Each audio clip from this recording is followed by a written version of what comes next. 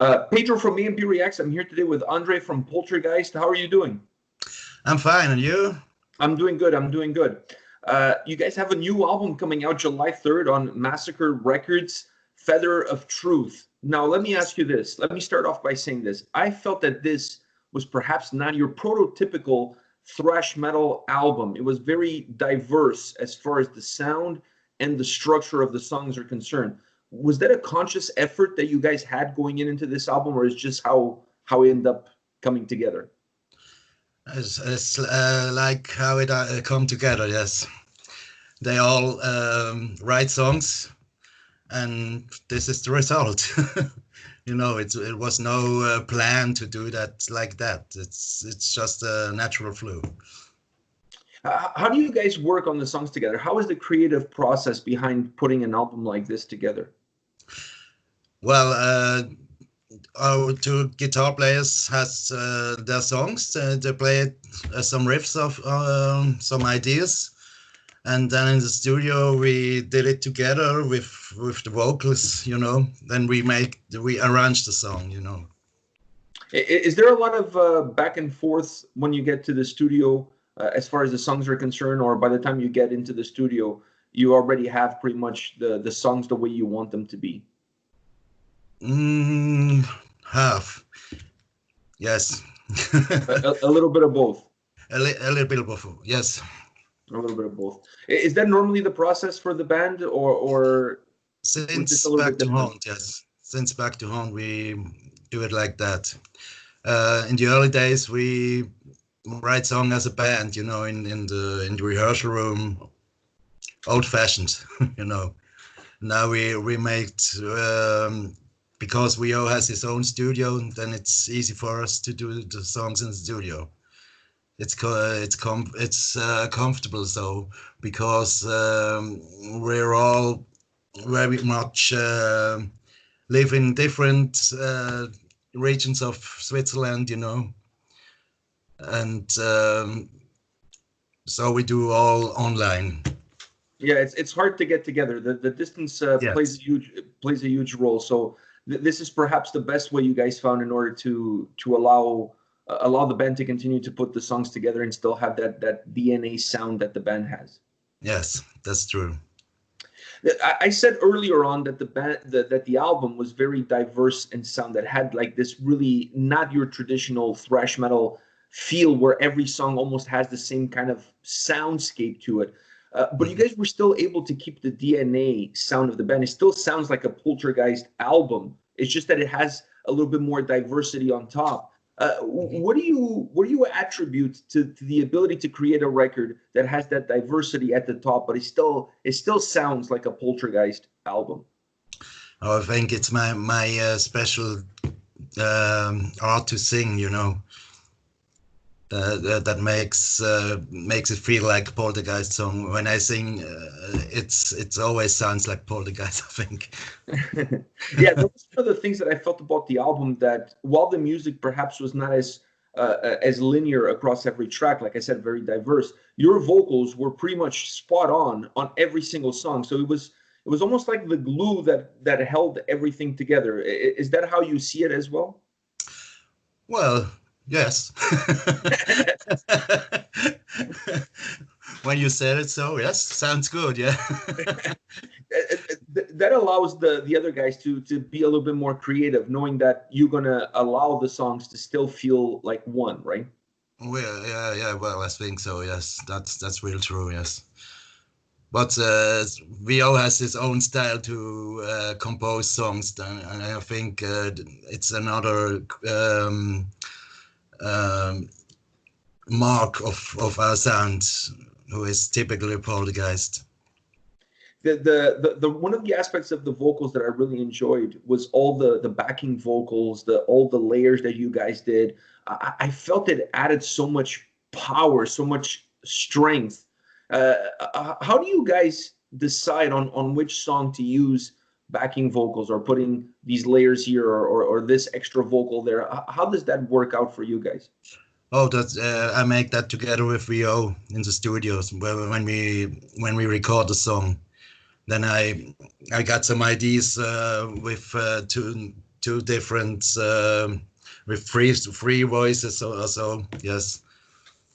Do you have the ability to comment on the guy's guitar playing and be critical of their guitar playing? And Well, are they free to be critical of your vocals if they're not oh happy with yes, something? yes. But I'm almost happy with all the riffs, you know. There's no reasons for critic, you know. They are so talented songwriters, and arrangement we can do together. We can short parts also in the studio. That's that's It really shows on the music. Oh, thank you. Yeah, it really shows on this record. I felt the record was really well put together, and it really felt like a team effort. It didn't feel Yes. to me that it was just one guy working on the songs and everybody else just following their lead. It felt like it had the input of everybody in the band, and that also played It's into how true. diverse the sound was. Is this a fair assessment? Yes, that's true. Yes. We feel more like a band in this lineup we have now. Yes, definitely. Does that give you a sense of confidence for the future as far as the band is concerned, knowing that now you're making albums more as one unit and not just depending on one single person? Oh well, I think so. Yes, yes, It's a good feeling. definitely. It's a great feeling, and to play in this band. You know, I feel like 20 again. Yeah, and when you release an album like this, I'm sure I listening to it took me back to my youth, but it still Okay. felt very modern. So when you create an album like this, I'm sure you also travel back in time. It's a nice way to travel back in time. Yes. Yes. Sure. Yes. Yeah, I had a good feeling with this album too. Since we recorded it,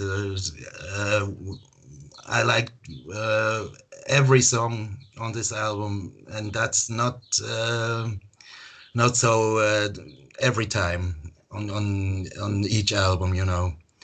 But on this album, I had that feeling. It's great. I can listen to it since now. It was one of the first times that you left the studio and said, "Okay, guys, let's have a beer. Every song is good." Yes. Also. Yeah, I think so. Yes. That's a good thing. I have to ask you about one of the tracks on the album that I really love, and that's "The Culling." It's my absolutely favorite track on the album. Can you Mhm. tell us a little bit of behind the scenes in terms of how that song came together? Oh, it's Ralph's song. It's his first song he wrote for us, um, and he wrote some parts of the lyrics, and we pull it together, Rio and me, in the studio. But it's his ideas. Yes. Do you have a favorite track on the album? I know perhaps Yeah. all of them are your favorites. It's like a baby, like for all your children. Yeah. Feather of Truth is my favorite song, and Attention Trap, Wow. because it's so fucking heavy I and was gonna say, fast. why Feather of Truth? Oh, because it's so epic, you know. And I had a lot of fun to record this song, you know. It is that Egyptian feeling in that song, and when Casper put his solos on, it was magic, you know. It just felt perfect. Yes. Do you do anything for your vocals before going into the studio in order to prepare for the recording, or it's business as usual? Business as usual. Yes. No special drinking, no special warming up, nothing like that. Warming up, yes. But special drink, no, nothing. Oh, just a beer. Yes. Did this album, considering that this record was, like you said, put together by every member of the band, so it's really a team effort, did this create any extra difficulties that you guys perhaps didn't face in previous records in the past, considering that the process was slightly different? No difficulties. No, Everything went smooth. totally smooth. That's good. Yes. That's good. And now the album comes out July 3rd. Massacre Records. The album is out, so like a week away. It's really like just around the corner. And then not only the album comes out July 3rd, but then you're playing a live show on July 3rd and July 4th with Yes. Destruction.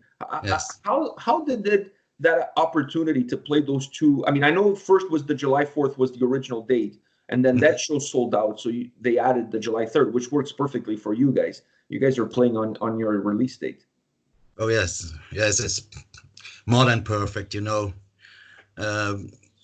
In these times with Corona, it was hard, and it was a surprise that we can start this early again now.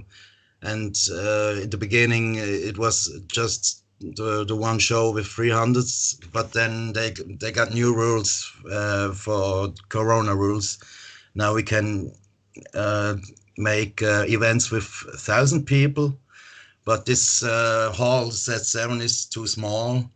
Or you can do shows with 600 people or more, but then you must have a wall in the room. Oh. Yes, and that's not cool. Then we decided to do 2 shows. That's better, 2 with 300. Yes. Did the guys from Destruction approach you guys about being on this bill? How did that partnership come about? Oh, we know us since the 90s, 80s. We're long time friends, you know, and it's yes. At the Z7, the club where we play, asked us to do the shows. Yes. Couldn't been any better. I mean, really, like you guys have an album coming out on the 3rd, and now you have 2 shows on that weekend. When perhaps 2 months ago, or not even 2 months ago, maybe 3 weeks ago, 4 weeks ago, you thought that was it. You're not playing any live shows. You know, yes, I didn't even know that the show starts then. Yes, it was really short to prepare for that show. You know, I think where we play, the next time we play live is September, October, or December, or January. You know, but now it's like a gift. You know. Are you guys concerned in terms of the safety of yourselves and the safety of the fans, or do you feel like all the precautions have been taken place by the event organizers so that everybody's going to be as safe as possible? Well, it's like an experiment, you know, but we have to start now. It must have done, you know. You're not going to be on stage with a mask, I'm assuming. No way. I didn't even have a mask, you know. We have no mask rules here in Switzerland. It's we had coronas, but you know, it's very small. In Americas, it's even in North America it's a lot getting worse, you know. Yeah, it's actually getting worse. Here the great flu is over, you know. I see. Mm-hmm. What can the fans expect as far as your set list for these 2 shows? Are you going to play a lot of the new material, or yes, we play 5 it's new songs. We play the first 5 of the CD. Yes, that's good. So it's going to really feel like an album release party. It is an album release party. It just worked out that way. It just worked out perfectly that way. Do you think that if this goes well, like you guys will have a chance to play more local shows throughout the summer, or right now you're looking perhaps more towards the end of the summer for scheduling of shows? Well, let's see. You know, there are these 2 shows now, and then we don't know for this year. And just have to wait. We hope so that we can play more concerts, but well. Nobody knows, you know. Yeah, nobody knows. True enough. Yes. Well, André, I want to thank you very much for your time today. Thank you for having me. Oh, thank you. Thank you for taking the time. I really enjoyed the album. You guys did a great record, really diverse, both sound and in terms of the way it's structured. And your voice, like I said, was that glue that kind of kept it all together. Yes. Yes. So congratulations on the album. And once again, just a reminder for everybody, it's going to be out July 3rd on Massacre Records. Thank you. I'm glad you like it. And thank you for having me. Oh, my pleasure. And have fun on July 3rd and July 4th on those two live shows. We will have, you know. and rock out. This is gonna be legendary, you know. Yes. Well, all the best. Stay safe and stay healthy. You too. Thank Take you. care.